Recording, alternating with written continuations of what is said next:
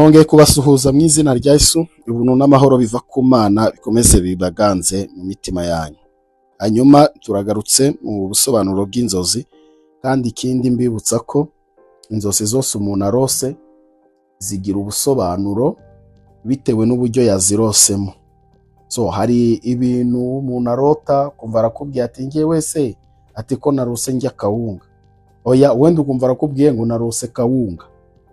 None ngo kawunga ngo yabisobanura iki? Kawunga rero nta busobanuro ifite, ahubwo uburyo wayirosemo nibwo bufite igisobanuro. Kawunga wayirose uti? Wayirose uyirya? Wayirira gahese? Ni umuntu wari uyikuzaniye se? Wari uyiguze se? Nyine izo detaye, icyo nicyo gisobanuro cy'inzozi.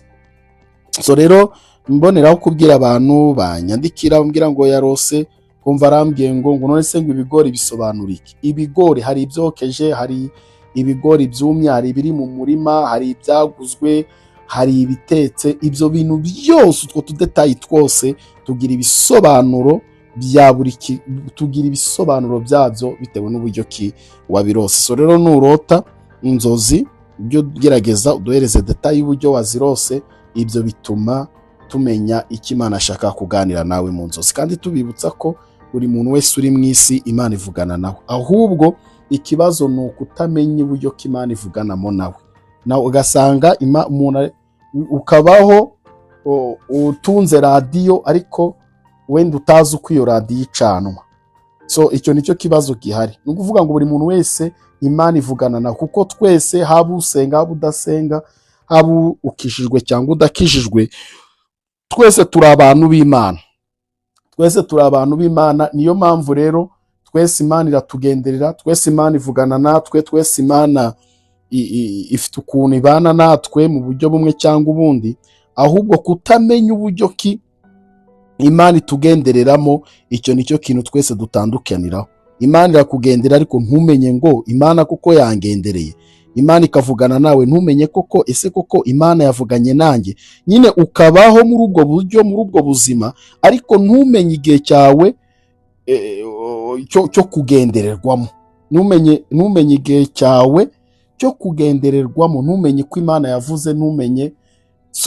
Rero nicyo nashaka kugira ngo mbabwire. Hanyuma rero kuri iyi nshuro tugiye kurotora inzozi zo kurota uzengurutswe n'abantu benshi. Kurota uzengurutswe n'abantu benshi bivuze iki? Kurota uzengurutswe n'abantu benshi bisobanura iki? Mbibutsa ko ijambo ry'Imana riboneka muri Yobu 33:14 kugera ku murongo wa 15, hasobanura ko nta muntu n'umwe ubaho mu isi Imana itagenderera. Rero nurota izi nzozi uzamenye ko Imana ishaka kuvugana nawe. Hanyuma kandi ndakwibutsa ko nanone ushobora kurota inzozi ariko ari iz'umuruho. Iyo inzozi ziswe iz'umuruho biba byagenze gute? Ni ukuvuga ngo hari ama information uba wiriwemo, ubwonko buba bwabitse ayo ma information, ubwonko bukayazana mu ntekerezo zawe usinziriye.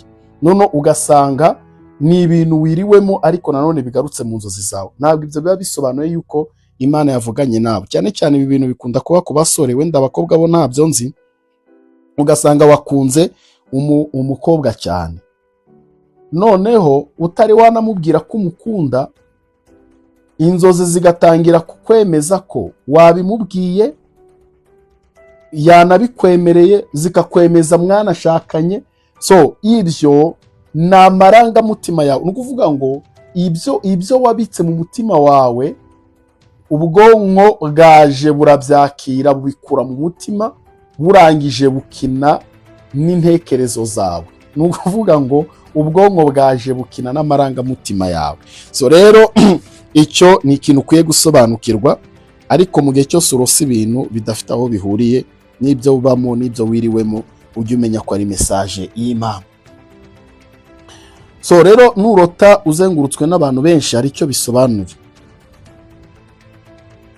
Nurota ukarota uzengurutswe n'abantu benshi, ukabona abantu benshi barakuzengurutse, ariko muri uko kukuzengurutse ukabona abantu bakuzengurutse bose barababaye, cyangwa se ukabona abantu bose bumiwe, biba bivuze ko hari ibintu bigiye kukubaho abantu bose bashobora bizahuruza abantu kandi bose bakaza bababaye. Ni ukuvuga ngo ikintu kiba kigiye kukubaho ni urupfu. Ni ukuvuga ngo ibyo bisobanura ko ari urupfu, kandi ruba ari urupfu rutewe na agisida ikomeye. Bikaba bishobora nyine na agisida uba ugiye kuzahura nayo ukazatakarizamo ubuzima, aho abantu benshi bazaza bagahurura ati yo yari muto we ahitaye data watagiye atesabwa agiye. Kwa kundi ubona abantu bose bababaye kandi bakuzengurutse, biba bivuze ko ari umwuka w'urupfu uri ku buzima bwawe. Niba rero iki kintu kirose, ni igihe cyo kwinjira mu bihe byawe byo gusenga kugira ngo ukubite uwo mwuka w'urupfu ushaka ko abantu benshi bahurura, abantu benshi badahujwe n'ibyiza ahubwo bahurujwe n'umwuka mubi w'urupfu. Nurota rero ukarota uzengurutswe n'abantu benshi, ariko ukabona kuzengurukwa n'abo bantu benshi byaguteye isoni. Ubwo ikintu rero ibyo bintu biba bisobanura ko ugiye gufatirwa mu cyuho. Ntabwo nzi icyuza ugiye gufatirwamo, ndakubwira inzozi. Wenda urugero, wagiye ngo gusambana bakagufatirayo, cyangwa se wagiye kwiba, cyangwa se urimo kwakira ruswa n'ibindi nkabyo.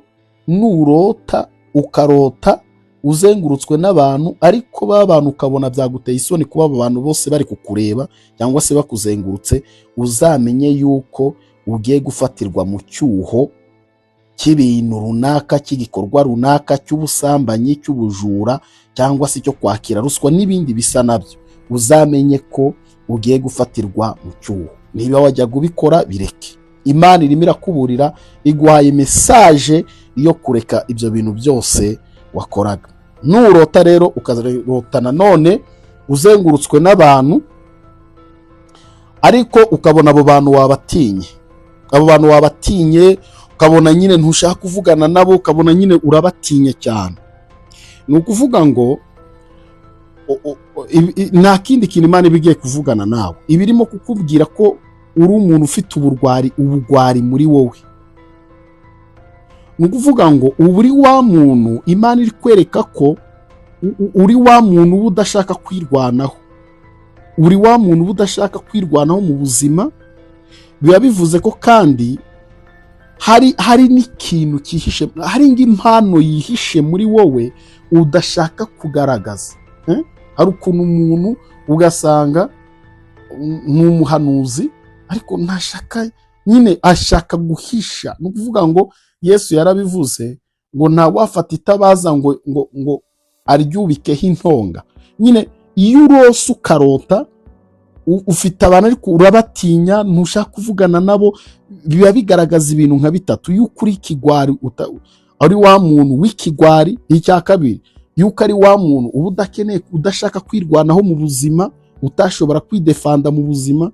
Icya gatatu, biba bisobanura yuko muri wowe hahishemo impano, ariko iyo mpano uba udashaka kugaragaza, kandi nyamara ari impano ishobora no kuba yakubeshaho ubuzima bugakomeza. Noneho ikindi cyo numva ari ng'icya kane, mu gihe ubona wenda n'urugero uri mu gikundi cy'abantu benshi barakuzengurutse, ariko ba bantu ukabona bafitemo ijambo, ukabona rwose igikundi cy'abantu barakuzengurutse, ariko ukabona urababwira ati muceceke ngira icyo mbabwira, ukabona baracecetse. Ukabona nyine cya gikundi cyangwa se ba bantu ubafitemo ijambo. Biba bivuze ko ugiye kugira ijambo mu bantu, biba bivuze ko ugiye kugira icyubahiro, kandi biba bisobanura ko ugiye kugira inshingano nshya, kandi muri izo nshingano nshya ugiye kubona haba harimo n'inshingano z'ubuyobozi. Muri izo nshingano haba harimo n'inshingano z'ubuyobozi, kandi ziba ari inshingano abantu bose bizaba ngombwa ko bakumva cyangwa se bakubaha. Kurota nanone uzengurutswe n'abantu, ariko ni urugero, urarose uzengurutswe n'abantu, ariko ukabona nubwo bakuzengurutse ukabona ntibakwitayeho, ukabona buri muntu wese ari mu bye, ukabona abantu barakuzengurutse, ariko ukabona nubwo bakuzengurutse buri muntu wese yibereye mu tudiru, nta muntu ukwitayeho. Ibyo bisobanuye iki rero? Bivuze ko abantu bawe ba hafi, abo wita inshuti zawe, nta nshuti zawe zirimo. Ni ukuvuga ngo ni inshuti zawe ku izina, ariko nugera mu bikorwa runaka, nugera mu kintu runaka ukeneye mu za nshuti zawe, ntuzigera uzibona. Ari ukuntu ubana n'abantu benshi, urugero, ariko wagera igihe cyo gukora ubukwe b'abantu bose ukababura. Kibaza se ko nabanaga n'abantu bakomeye, ko nabanaga n'inshuti. Wagera igihe runaka, kuvuga ngo ni abantu bakuzengurutse, ariko nugera igihe cy'igikorwa runaka ubita inshuti zawe, bitwa n'inshuti zawe ku izina, ariko nibagera mu kintu runaka, mu gikorwa runaka, uzabashaka ubabure. Aha, ikindi ngo ni icya gatanu. Ikindi, nubona kandi uzengurutswe n'abantu benshi, tuvuge ikindi nashaka kuvuga cyane kuri icyo kintu cyo kubona uzengurutswe n'abantu ukabona ntabwo bakwitayeho. Nanone kandi biba bishobora gusobanura ko hari ibikorwa runaka ukora wihishe, ariko bikaba bigiye kurangira bigiye ku karubanda. Hari ibikorwa runaka biba bisaba ngo nyine usa naho uba ukora wihishe, ariko nanone bikaba bigiye kurangira bigiye ku karubanda. Urugero, tuvuge nyine urose uzengurutswe n'abantu, uvuga ngo biba bisivuga ko hari ibikorwa runaka ukora ugakora wihishe. Tuvuge urasambana, ariko usambana wihishe, wiba wihishe nyine. Wenda uri umusinzi, ariko abantu bose bazi kuri imfura, no mu rusengero barakuba, bazi kuri ukijijwe. Ni ukuvuga ngo haba hari ibikorwa ukora wihishe, ariko bigiye kurangira bigiye ku karubanda. Zaburi narimo kwibuka neza, niyo wanditse numva ari 50, aravuga ngo urabikora ngakwihorera, mukibwira ko mpanye nawe. Avuga ngo ariko umunsi umwe nzabishyira imbere y'amaso yawe byose uko bikurikirana. Rero nurota ukarota uzengurutswe n'abantu benshi, biba bisobanura ko hari ibikorwa wakoraga wihishe runaka, ariko Imana igiye gushyira ku karubanda. Nanone kandi ushobora ukarota uzengurutswe n'ibisimba byinshi bitandukanye, n'inyamaswa n'ibiki byose. Ni urugero, niba urose uzengurutswe n'inka, cyane cyane inka z'amahembe, kuko buriya nanone kurota uzengurutswe n'inyamaswa biterwa n'inyamaswa urose kuzengurutse yari. Tuvuge ni urugero, niba urose uzengurutswe n'inka z'amahembe, uvuga ngo uba ugiye guhura n'uruhurirane rw'ibigeragezo bitandukanye. Ugiye guhura n'uruhuri rw'ibigeragezo bitandukanye. Ariko nanone inka y'amahembe, wenda tuzavuga ku nzozi z'inka. Nanone inka y'amahembe n'inka zindi zisanzwe zidafite amahembe zifite ubusobanuro butandukanye. Ni ukuvuga ngo ariko iyo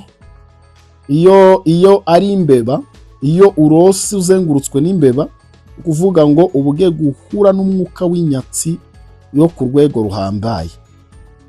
Nanone iyo ari inshishi cyangwa se amasazi n'intozi, biba bivuze ko hari umwuka urimo kuguhiga, cyane cyane n'imbaraga, umwuka w'abarozi. Hari imyuka y'abarozi iba irimo guhiga impande n'impande. Ni imyuka ibigushakisha, kandi haba harimo imyuka y'abarozi, haba harimo imyuka ya karande, ndetse haba harimo n'imyuka y'urupfu n'uburwayi. Haba hari imyuka y'urupfu, imyuka ya karande, imyuka y'abarozi, ndetse n'uburwayi bukomeye biba birimo kugushakisha. Iyo urose rero uzengurutswe n'ihene, biba bivuze ko ari umwuka w'ubuhehesi ukuzuye. Iyo urose uzengurutse n'imbwa, aba ari umwuka w'ubusambanyi nanone ukuzuye, cyangwa se ugiye kwinjiramo. Rero Imana iguhe umugisha, we wari uduteze amatwi. Nurota inzozi ujye uzitumenyesha, hanyuma kugira ngo natwe tubone uko dusobanura inzozi zawe. Imana ibahe umugisha, ineza y'Imana ibabeho. Mpumure nitutagwisari tuzasarura. Hanyuma niba ari inzozi ufite wazandika muri comment, hanyuma kugira ngo nazo zose tuzazisobanure. Mugubwe neza rero, mugire amahoro y'Imana. Ikiganiro cyacu wagikunze wakanda subscribe kugira ngo uzajye ukomeza udukurikirane, kandi ukanagisangiza n'abandi n'inshuti na bene so, kugira ngo bose tuzajye dukomeza tubane kuri uyu murongo. Mugire amahoro y'Imana, ndabakunda. Shalom.